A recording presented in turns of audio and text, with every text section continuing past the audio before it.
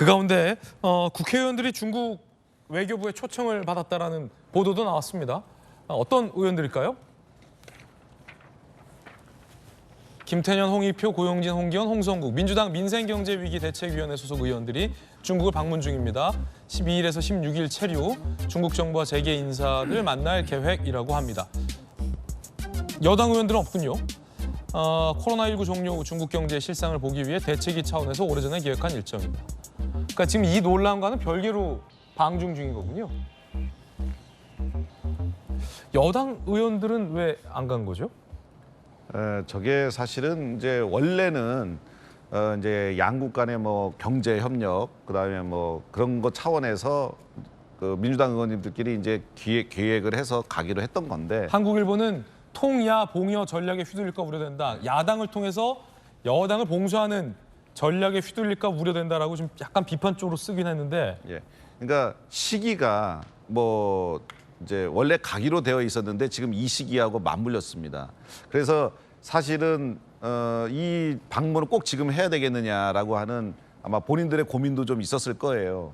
그런데 가서 어쨌든 뭐 중국에 진출되어 있는 우리 기업이라든지 그다음에 중국 기업들과 좀 만나서 교분을 쌓고 원래 계획된 거니까 가겠다 그래서 이제 간 건데, 이제 가서 잘하셔야 됩니다. 뭐 가는 것까지 막을 수 없겠지만 가서 혹시라도 이제 중국에 이용당하거나 중국의 홍보의 수단으로 전락하거나 말 한마디라도 중국의 이익에 부합하는 말을 하는 경우에는 그대로 또 이용당하면서 갈라치기 당하거든요. 그래서 지금 아까 뭐 과거에 북한이 통미봉남 많이 썼잖아요. 그런데 이제 그게 이제 사실은 그 뭐 통일전선 전술에 있는 거죠. 공산당들이 항상 쓰는 그런 전술이니까 야당하고 통하면서 여당을 이렇게 좀 봉쇄한다라고 하는, 여당을 좀 몰아세우려는 그런 데 이용되지 않을까 걱정을 많이 합니다. 사실 그 지난 3월에도 우리 윤석열 대통령이 미국을 갔을 때 아니게 중국이 우리나라 의전서열 2위인 국회의장을 중국으로 초청을 했습니다. 왜냐?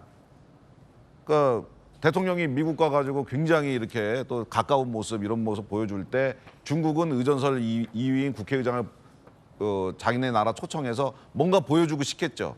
그런데 우리 국회의장께서, 김진표 의장께서 국익을 위해서 대통령이 나가고 이렇게 계신데 가는 게 마땅치 않다라고 생각했는지 정확한 이유는 밝히시지 않으시면서 그 방문을 초청을 응하지 않았었습니다. 사실 굉장히 현명한 자세라고 저는 생각합니다. 여야를 떠나서 좀 이번에 의원들이 저는 뭐 좀 더 현명하게 대처를 해주실 것을 주문하고, 절대 좀 이용당하지 않고 뭐 대한민국 국회의원으로서 대한민국의 국익을 위해서 함께 힘을 모으고 거기에 가서도 그런 노력과 발언해 주시면 저는 된다고 생각합니다. 김태년 의원 등이 뭐 굉장히 베테랑이고 무게감도 있으니까 아마 잘하고 오지 않을까라는 생각도 듭니다.